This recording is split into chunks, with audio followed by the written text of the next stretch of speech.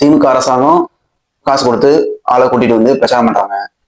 அதிமுக கட்சியும் ஆளை கூப்பிட்டு வந்து காசு கொடுத்து ஆளை கூப்பிட்டு வந்து கட்சி நடத்த இது பிரச்சாரம் பண்றாங்க.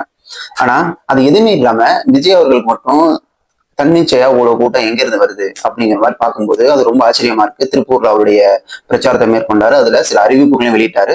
அந்த அறிவிப்புகளை பத்தி தான் பார்க்க போறோம். வாங்க வீடியோக்குள்ள போகலாம்.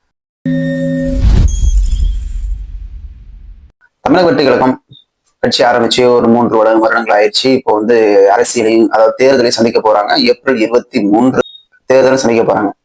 அப்படி இருக்கும் பொழுது இப்போ இங்க வர்ற கூட்டம் எல்லாமே திமுகவுக்கும் அதிமுகவுக்கும் பெரிய அச்சத்தை ஏற்படுத்துமா பார்த்தோம்னா, ஒரு வகையில சப்போஸ் இது எல்லாமே ஓட்டா மாறிடுமா அப்படிங்கிற ஒரு சந்தேகத்தையும் எழுப்போம். சப்போஸ் இன்னொரு விஷயம் என்ன சொல்லணும்னா, இவங்க எல்லாம் பார்க்க வந்தவங்க அவங்க திங்கிங் அப்படி இருக்கும். விஜய் அவர்கள் பார்க்க வந்த ரசிகர்கள் கூட்டம் அப்படிங்கிற மாதிரி அவங்க நினைச்சுப்பாங்க. சப்போஸ் இவ்வளவு வெயில்ல ரசிகர் கூட்டம் மாதிரி இவ்வளவு வந்து நிக்கிறாங்க, பட் ஒரு ஓட்டு போட மாட்டாங்களா அப்படிங்கிற யோசனை தானே மத்தவங்க எண்ணத்துல போகும். இதுல எல்லாருமே ஓட்டா மாறிடுமா அப்படிங்கிறாலும் இது ஒரு கொஸ்டின் மார்க் தான். ஆனா நிறைய ஓட்டு இல்லாத குழந்தைங்களும் வராங்க, பார்க்க போறாங்க. பெண்கள் அவ்வளவு பேர் வராங்க பார்க்க. இதுதான் முக்கியமா பார்க்கப்பட வேண்டிய விஷயம். ஏன்னா திமுக அதிமுக எதிர்த்து நிறைய பெண்கள் வந்து விஜய்க்கு ஆதரவா இருக்கிறதாக சொல்லப்படுது. இது எல்லாத்துக்கும் பதில் ஏப்ரல் 23 கண்டிப்பா தெரிஞ்சிடும். இப்போ அந்த கூட்டம் இப்போ திருப்பூர் நடந்த கூட்டம் ஒரு ரொம்ப கிட்டன்ஸ்ல ஒரு அலை மாதிரி தான் போயிட்டு இருந்துச்சு. அப்பதான் அவர் கேட்டாரு, ஆள்வெல்னு கன்ஃபார்ம் பண்ணிக்கிட்டாரு. எல்லாம் நல்லா இருக்கீங்களா, எல்லாரும் ஓகே தானே அப்படின்னு கன்ஃபார்ம் பண்ணிட்டு கொஞ்சம் நேரம் அமைதியா இருங்க, நான் ஒரு 5 நிமிஷம் மட்டும் பேசுறேன், அமைதியா இருங்கன்னு 2 டைம் சொன்னாரு. இது வந்து ஒரு கட்டுக்கடங்காத ஒரு கூட்டம், கட்டுப்படுத்த முடியாத ஒரு கூட்டம். அதாவது நீ அமௌண்ட்டுக்கு ஆள் அடிச்சுட்டு வரணும், அவங்க ஸ்டேபிளா அப்படியே நிற்பாங்க, உட்காருவாங்க, கிளம்பி போயிடுவாங்க. ரொம்ப நேரம் அடைஞ்சுன்னா இடையில கிளம்பி போயிடுவாங்க, அது வேற. ஆனா இதுல இந்த கூட்டத்தை வந்து என்ன பண்றது, 10 மணிக்கு வந்து வெயில்ல ஃபுல்லா நிக்கிறாங்க, மயக்கப்பட்டு விழுறாங்க, ஈவினிங் வரைக்கிறாங்க. இவங்க ஓட்டு போட மாட்டாங்கன்னு சொல்லிட்டு தெரியும். பார்ப்போம் தெரிஞ்சு. இப்ப வந்து நம்ம திருப்பூர்ல நிறைய விஷயங்களை வந்து பேசினாரு. அது முக்கியமா சில விஷயங்கள் வந்து எப்படின்னா,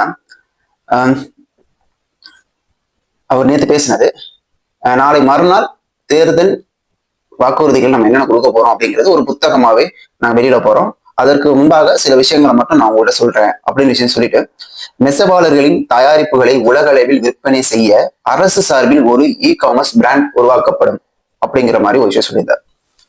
முக்கிய நகரங்களில் வெற்றி தறி விற்பனை நிலையங்கள் அமைக்கப்படும்.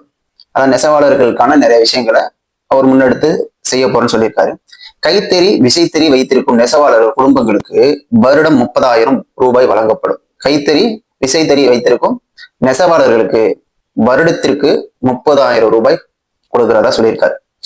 கைத்தறிகளுக்கான இலவச மின்சாரம் 500 யூனிட்களாகவும் விசைத்தறிகளுக்கான மின்சாரம் 1500 யூனிட்களாகவும் உயர்த்தி வழங்கப்படும். இது ரொம்ப நல்ல விஷயம். ஏன்னா அவங்க கரண்ட் அதிகம் யூஸ் பண்றதுனால இது வந்து அவங்களுக்கு எக்ஸ்ட்ராவே கொடுக்கறதா, இலவசமாக கொடுக்கறதா சொல்லியிருக்காரு. நெசவாளர்களுக்கு 10 லட்சம் ஆயுள் காப்பீடு, நெசவாளர்களுக்கான ஓய்வூதிய 3000 ரூபாயை உயர்த்தப்படும். 10 லட்சம் இலவச காப்பீடு, மருத்துவ காப்பீடு கொடுக்குறாங்க. அது மட்டும் இல்லாம ஓய்வூதியமா 3000 ரூபாயா உயர்த்தி கொடுக்குறாங்க நெசவாளர்களுக்கு, அவங்க சப்போஸ் வேலை இல்லைன்னா. இந்திய அளவில் சிறு குறு நடுத்தர நிறுவனங்கள் அதிகமாக மூடப்பட்டு மாநிலங்களில் தமிழ்நாடு 2ஆம் இடத்துல இருக்குது. இந்த பெருமை வந்து யாருக்கு தருன்னா திமுகவே சார் அப்படிங்கிற மாதிரி எப்பவும் போல திமுக ஒரு சைட்ல ஒரு போட்டு, சிறு குறு நடுத்தர நிறுவனங்களுக்கான பீக் ஹவர்ஸ் மின்சார கட்டணத்தை நிறுத்தி வைப்போம். அதாவது என்ன சொல்றாங்கன்னா, சிறு குறு நடுத்தர நிறுவனங்களுக்கான பீக் ஹவர்ஸ் மின்சார கட்டணத்தை நிறுத்தி வைப்போம். ரொம்ப பீக் ஹவர்ஸ் ரொம்ப கரண்ட் போகுது பார்த்தீங்களா, அது மாதிரி மின்சார கட்டணத்தை நான் ஸ்டாப் பண்ணுவோம் அப்படிங்கிற மாதிரி சொல்லியிருக்காரு. அடுத்த 5 ஆண்டுகளுக்குள் MSME நிறுவனங்களுக்கு மின்சார வரி விலக்கு அளிக்கப்படும். அடுத்த 5 ஆண்டுகளுக்கு MSME நிறுவனங்களுக்கு மின்சார வரி விலக்கு அளிக்கப்படும் அப்படிங்கிற மாதிரி விஷயம் சொல்லியிருக்காரு. அதாவது ஒவ்வொரு துறையா தேர்ந்தெடுத்து அந்தந்த துறைகளுக்கு நாங்க என்ன பண்ணுவோம் அப்படிங்கிற மாதிரி விஷயத்த அவர் மேற்கோள் காட்டிக்கிட்டே வராரு.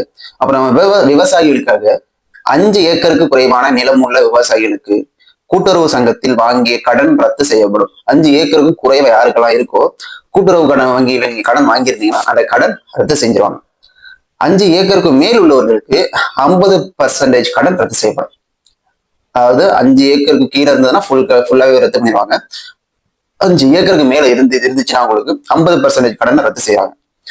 நெல்லுக்கு குவிண்டாலுக்கு 3500 ரூபாயும், கரும்புக்கு ஒரு டன்னுக்கு 4500 ரூபாயும் குறைந்தபட்ச ஆதார விலையாக வழங்கப்படும். நிர்ணயிக்க பண்றாங்க. நெல்லுக்கு இவ்வளோ, கரும்புக்கு இவ்வளோ அப்படிங்கிற மாதிரி ஒரு நிர்ணயம் செய்யறாங்க. பயிர் காப்பீட்டின் மூலம் பயிர் பாதுகாப்பு உறுதி செய்யப்படும். பயிர் காப்பீட்டு மூலம் பயிர் பாதுகாப்பு உறுதி செய்யப்படும். பழைய ஓய்வூதிய திட்டத்தை அமல்படுத்த கனிவோடு பரிசீலிப்போம். அதாவது பழைய ஓய்வூதிய திட்டம் கிடைக்கணும்னு சொல்லி நிறைய போராட்டம் நடந்துச்சு. இப்போ இதை நாங்கள் கிடைக்கிறதுக்கான விஷயங்களை கனிவோடு பரிசீலனை செய்வோம் அப்படிங்கிற மாதிரி சொல்லியிருக்காரு. 5 ஆண்டுகளுக்கு மேல் பணிபுரியும் அரசு ஆசிரியர்கள், செவிலியர்கள், எழுத்தர்கள் போன்றோருக்கு பணி நிரந்தரம் செய்யப்படும். இது நல்ல விஷயம். 5 ஆண்டுகள் மேல் பணிபுரியும் அரசு ஆசிரியர்கள் யாரா இருந்தாலும், செவிலியர்கள் யாரா இருந்தாலும், எழுத்தர்கள் எல்லாருக்குமே பணி நிரந்தரம் செஞ்சிருவோம். இப்ப ஏதாவது எப்ப வேணா நடத்தலாம், அது மாதிரி பிரச்சனை நிறைய போயிட்டு இருந்தது. அதுக்கு ஒரு முற்றுப்புள்ளி வச்சிருக்காரு. பணி மாறுதலுக்கு பணம் பெறும் முறை இருக்காது.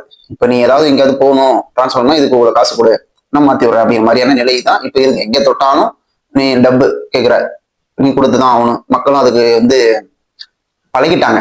ஏன்னா எல்லா மக்களையுமே நம்ம லஞ்சம் வாங்க கொடுக்க பழகிட்டோம்னா நம்ம லஞ்சம் வாங்குறது ஈஸியா இருக்கும் அப்படிங்கிற மாதிரி அரசியல்வாதிகளோட எண்ணம். நீ ஓட்டு போட்ட கொஸ்டின் கேட்க முடியாது, நீ காசு வாங்கிட்டு தானே ஓட்டு போட்ட அப்படிங்கிற கொஸ்டின் அரசியல்வாதிகள் கேட்பாங்க. அந்த நிலைமைக்கு தமிழ்நாடு வந்திருக்கு. அதாவது என்னன்னா, நீ ஓட்டு போடுற, அவனை நீ கொஸ்டின் கேட்டேன்னு வச்சுக்கவேன், காசு வாங்கிட்டு தானே ஓட்டு போட்ட அப்படிங்கிற மாதிரி கொஸ்டினை எழுப்புறதுக்கான அவ்வளவு விஷயங்கள் இப்ப வந்திருக்கு. ரொம்ப முக்கியமான விஷயம்,